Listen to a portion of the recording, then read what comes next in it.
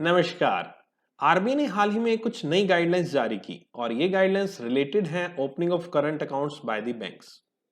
इसी से रिलेटेड यहाँ पर गाइडलाइंस आरबीआई आए ना आए दिन जारी करता आ रहा है और अब फुल एंड फाइनल यहाँ पर आरबीआई ने एक बहुत ही अहम बात कह दी है। देखते हैं ये क्या चीज है और आखिरकार आरबीआई क्या कहना चाहता है इस नई गाइडलाइन में। ओके, चलिए समझते हैं इस पूरी की पूरी न्यूज का। बहुत ही खास न्यूज है, बहुत ही अहम न्यूज है, ध्यान से सुनिएगा। यहां पर रिजर्व बैंक ऑफ इंडिया ने काफी टाइम पहले एक गाइडलाइन जारी की थी जिसमें उन्होंने ये कहा था कि कोई भी कस्टमर या फिर बोरोवर जिसका एक बैंक में cash credit and overdraft account है, वो बोरोवर किसी भी और बैंक या फिर उस बैंक में करंट अकाउंट ओपन नहीं कर सकता है। और इसी को देखते हुए सभी के सभी बैंक्स ने अपने अपने कस्टमर्स को ये इतला की थी कि अगर आपका यहाँ पर हमारे बैंक में जो कैश क्रेडिट है या ओवरड्राफ्ट चल रहा है और उसके साथ अगर आपका करंट अकाउंट भी चल रहा है तो उसको तुरंत बंद कर दिया जाए। और इसके लिए बैंकर्स यहाँ पर आगे सभी के सभी कस्टमर्स को इंटीमेट भी कर रहे थे। मगर अब जस्ट अपोजिट, उसी के जस्ट अपोजिट यहाँ पर रिजर्व बैंक ऑफ इंडिया ने गाइडलाइन जारी की।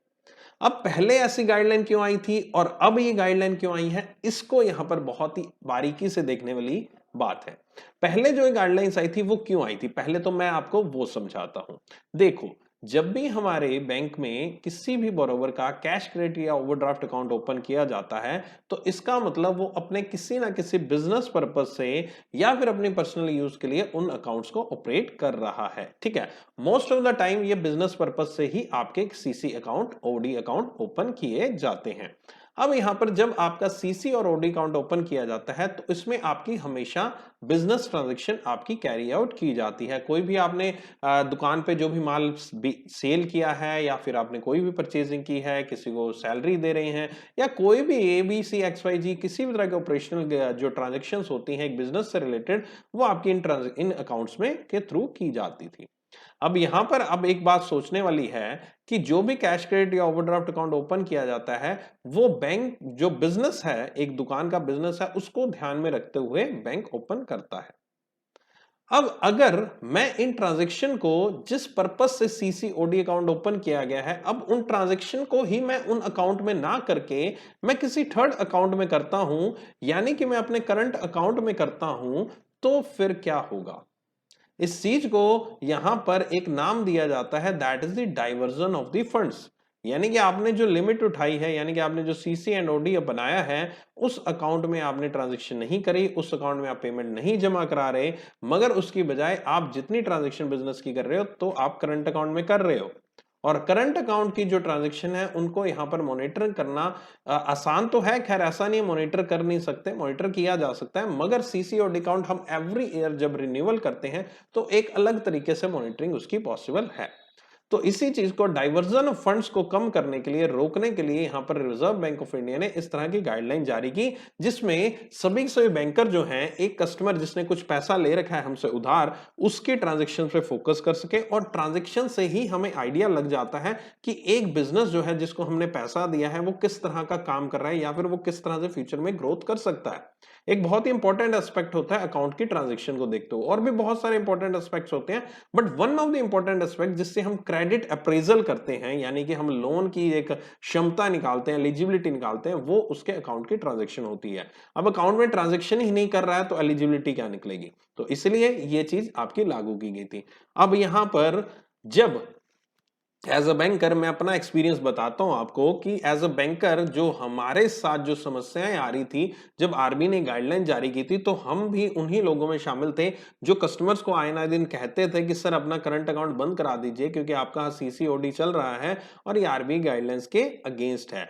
आगे से कस्टमर हमें ये कहते थे कि सर नो डाउट हम कर सकते हैं सीसी, बट कुछ ना कुछ ऐसे जेन्युइन रीजंस हैं जिसकी वजह से मैं यहां पर अपना करंट अकाउंट चलाने में मजबूर हूं। फॉर एग्जाम्पल एक आपको बहुत ही छोटा सा एग्जाम्पल देता हूं, हाल ही में मेरे साथ ये केस भी हुआ था। इसी में एक मोबाइल शॉप है, ठीक है, उस मोबाइल शॉप पे एक पॉइंट ऑफ सेल मशीन लगी है, पीओएस मशीन लगी है, स्वाइप मशीन लगी है। उसका सीसी अकाउंट मेरे बैंक में है, लेकिन जो पीओएस मशीन है वो कनेक्टेड है एचडीएफसी बैंक से। और एचडीएफसी बैंक में उसका करंट अकाउंट है।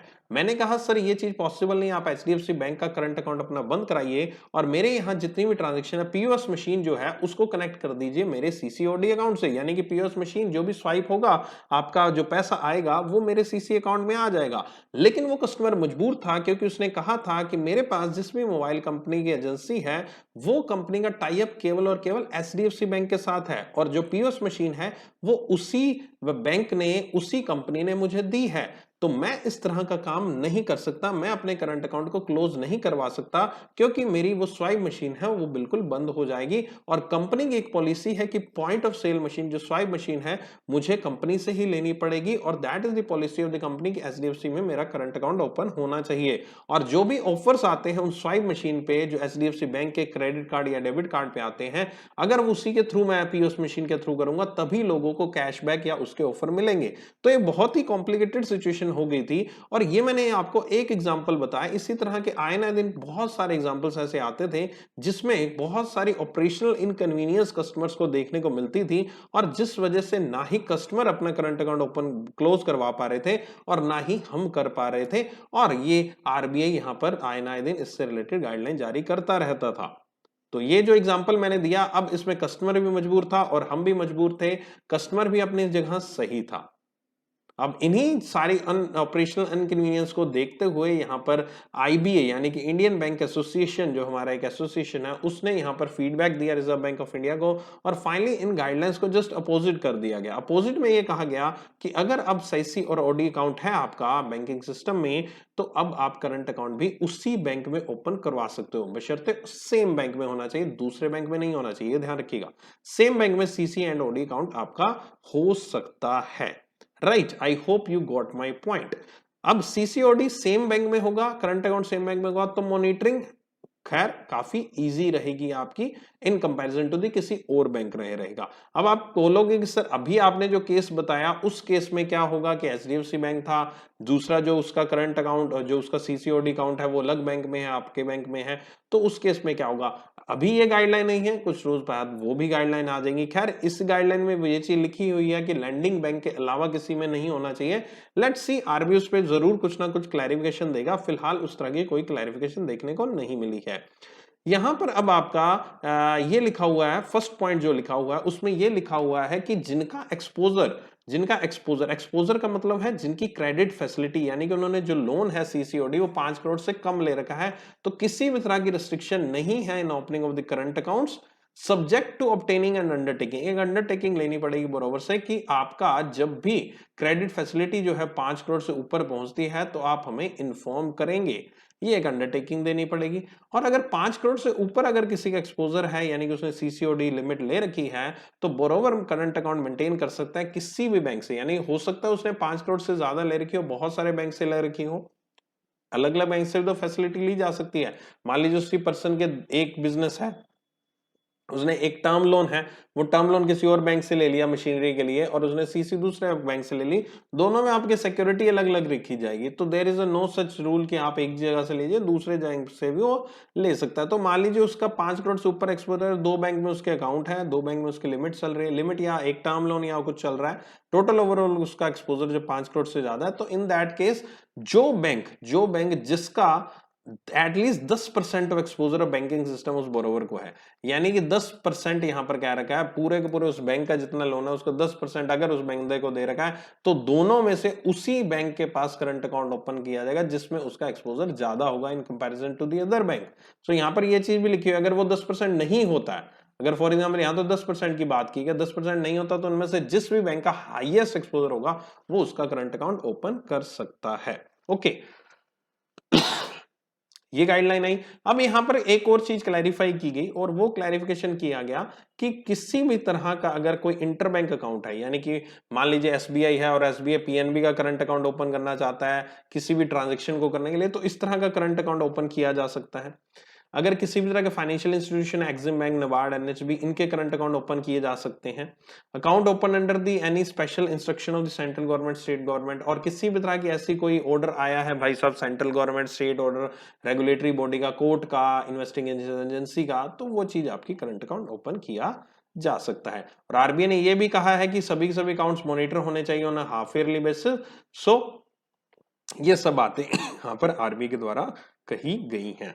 उम्मीद करता हूं आपको ये चीज समझ में आई होगी कि पहले ऐसा क्यों किया गया था और अब ऐसा क्यों किया जा रहा है। It's just due to the operational inconvenience जो यहाँ पर कस्टमर्स को, बोरोवर्स को हो रही थी। तो फीडबैक वहां पर पहुंचा और फाइनली आरबीआई ने डिसाइड किया कि यस, अब यहाँ पर आप ओपन कर सकते हैं करंट अकाउंट्स बैंक्स में, चाहे आपका सीसीओडी अकाउंट है या नहीं है। आई होप आपको ये चीज अच्छी लगी होगी, ये चीज आपको समझ में लग गई होगी।